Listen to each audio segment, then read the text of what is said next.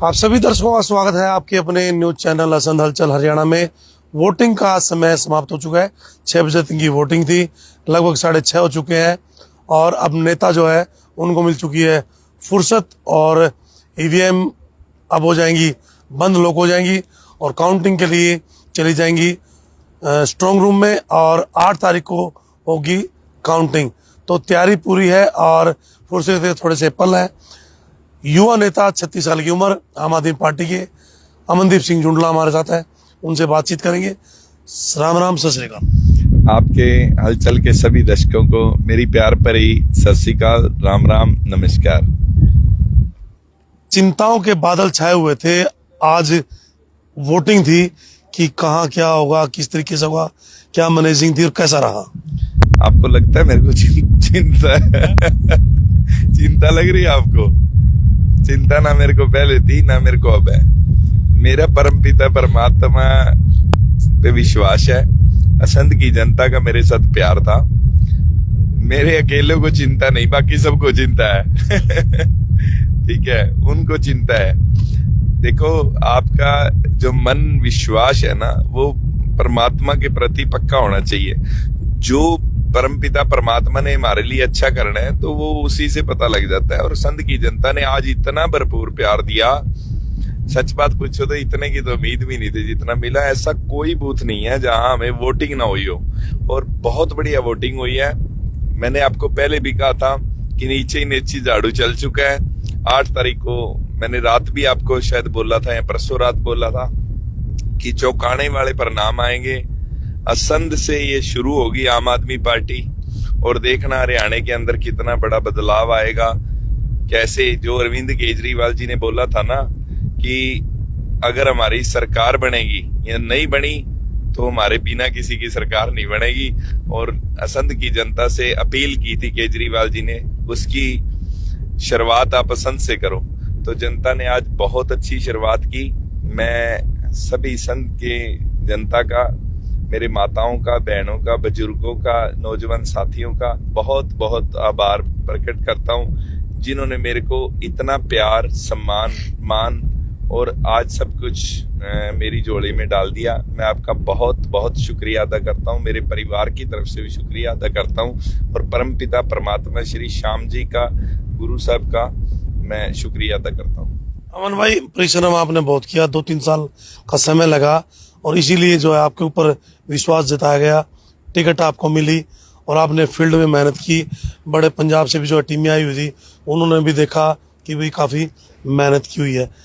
अब स्थिति कैसे सोचते हो? मतलब ये कह रहे हो कि आप भाई एक तरफा है? भाई साहब, ये लड्डू हैं और ये आप पहले एडवांस खा लो ये इतना कॉन्फिडेंस तो बहुत जबरदस्त। वो देखो ना, नीली छतरी वाला। संत की जनता को पता भी उन्होंने आज झाड़ू किस तरह चलाया हुआ है और मेरे को मेरे परमात्मा और संत की जनता पे भरोसा है। आपको लड्डू खिला दिया, परसों 8 तारीख के आपके सामने आ जाए। चलो, आपने कहा भाई मैं जीत चुका हूँ, मान लिया आप जीत चुके हैं, कहते ना मान लिया मूलधन 100 रुपए, ऐसे ही मानेंगे क्या? या जीत चुके हैं? जीत चुके हैं बिल्कुल। असंध की जनता ने जो प्यार दिया है, जो आज मैंने दृश्य देखा है, मैंने आपको कहा था ना, श्री श्याम जी ने जब कृष्ण जी महाराज से पूछा था, श्री श्याम जी से जब कृष्ण जी ने पूछा था, जब अर्जुन जी बोले मेरे तीर से ये हुआ तो भीम जी बोले मैंने ये किया, तो उन्होंने कहा श्याम जी से पूछ लो भी क्या देखा उन्होंने। तो जब श्याम जी से पूछा, बोले भी आपने महाभारत कैसे देखी, क्या देखा?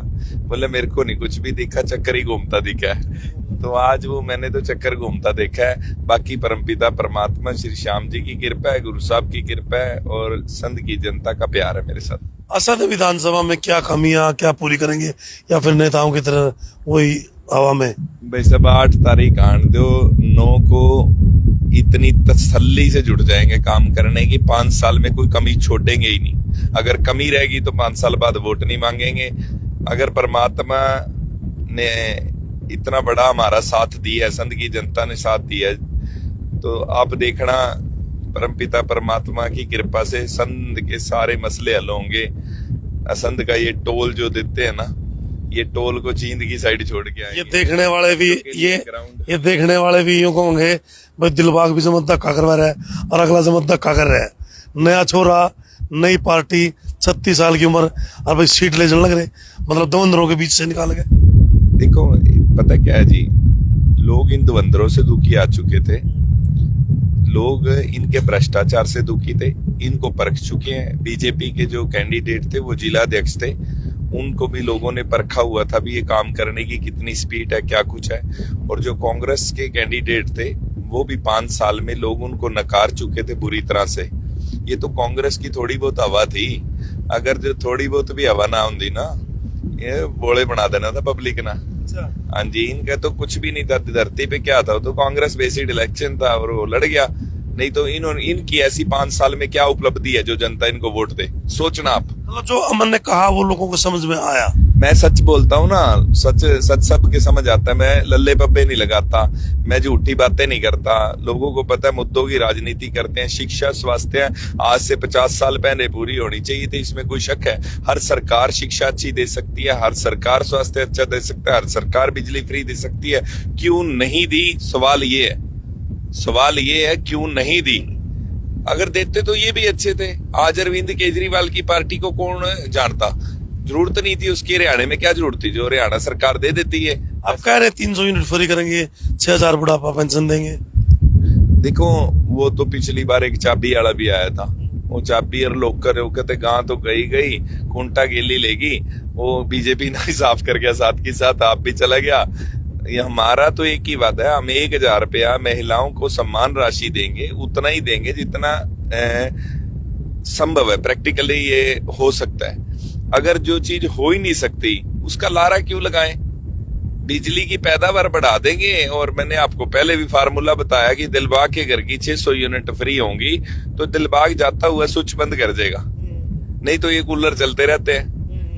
तो आपकी हैबिट बदलनी है, उसका फायदा हो जाए, आदत बदलनी है आपकी, उसी में आप बचा लोगे। 600 यूनिट में काम चलने लग जाएगा। यही फार्मूला केजरीवाल जी के पास है। हाँ जी प्रधान जी, जमा धक्का कर रहे हो भाई। धक्का नहीं करे जी, ये तो आप जनता का आशीर्वाद है यार। इतने तगड़े तो अंदर सीट निकालने लग रहे बीच में से। ऐसा द्वंद्व का सवाल नहीं है, ये तो जनता के प्रेम का सवाल है, परमात्मा का आशीर्वाद है और श्री श्याम जी की कृपा है। धक्का नहीं है इसमें। जिस दिन टिकट आई एक दिन पहले गए थे खाटू श्याम। हाँ, एक दिन पहले गए थे और अरदास करी थी, और 4-5 दिन ये चलता रहा कि आज गठबंधन होगा, इतनी सीटें उनके पास जाएंगी, इतनी उनके पास जाएंगी। अगले दिन आए, बोले पता टिकट आ गई। फिर मैंने भी यही अरदास लाई थी, अगर गठबंधन में हमारे भाई को टिकट मिले तो ठीक है, अगर नहीं मिले तो ये समझौता है टूट जाए। बाबा ऐसी कृपा करिए। मतलब गठबंधन में तैयारी कर रहे हैं। एक बात बता दो जी आपको, हमारा तो परमात्मा से अरदास है। हमने कहते हैं जो मांगे ठाकुर अपने से सोई सोई देवे, नानक दास मुख से जो बोले यहाँ उहाँ सच होवे। हम उसके सच्चे दास हैं। और ये टीम भी आप ध्यान से देखना, मेरे साथ श्री श्याम जी के भगत है, JCI रविंदर जी श्री श्याम जी के भगत है। उन्होंने मेरे लिए बहुत मेहनत करी शहर के अंदर। और आप सलवन की हमारी टीम देखोगे, श्री श्याम जी के हैं।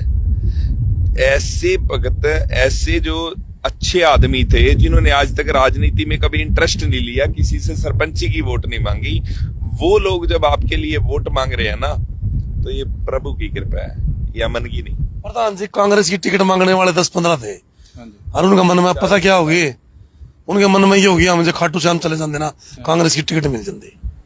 नहीं चले जाते ना, ये तो सोच है। फिर वो जाते ही नहीं, जो चले जाने में आवा है ना वो तो जाता ही नहीं। जो चले गया, हम रातों रात गए, रातों रात सबसे पहले दर्शन किए, कपाट खुलते ही, और उसी टाइम वापिस आ गए। इतनी कृपा, यही अरदास थी। तो प्रधान जी मेरे मन में बिठा दिया सिस्टम। ऐसे है जी, हर आदमी का अपना अपना सिस्टम होता है, आस्था होती है। हम जिस आदमी के अंदर परमपिता परमात्मा का वास होगा ना, थोड़ा सा भी, मैं ये नहीं कहता कि हम भगत हैं, हम वो हैं, पर हमें डर लगता है कोई बुरा काम करने से, हमें डर लगता है झूठ बोलने से, हमें डर लगता है। हमने मुद्दों की बात करी, हमेशा मुद्दों की राजनीति करी, जो सच था। मैंने आपको बताया ना कि ना तो कांग्रेस के कैंडिडेट के पास कोई ऐसा वजूद था कि 5 साल में उसने ऐसा कोई काम किया हो कि वो कर पाए। उससे ठीक है कांग्रेस बेसिड दुनिया थी, नहीं तो और कुछ भी नहीं है। ये जिला के अध्यक्ष रह चुके थे, नाखुश लोग इनसे भी थे। तो यही कारण था कि पब्लिक तीसरा विकल्प ढूंढ रही थी। ऐसे ही पंजाब में ढूंढा था, यहाँ तीसरा विकल्प अमनदीप जुंडला था और श्री श्याम जी की उस पर कृपा थी। तो तब वोटिंग समाप्त हो चुकी है और अमनदीप सिंह जुंडला का यह कहना है कि दवंदरों के बीच से हमने सीट निकाल चुके हैं और हमने सीट जो है जीत ली है।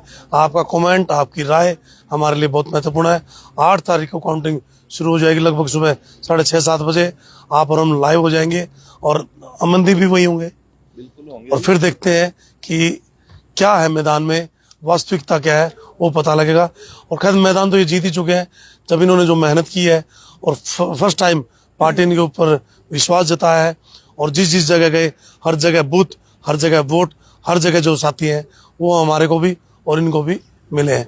और कुछ जाते जाते मैं सभी से धन्यवाद करूंगा, असंध की जनता से, कि आपने इतनी शांतिपूर्वक इलेक्शन करवाया और सभी ने एक दूसरे का साथ दिया, सहयोग दिया।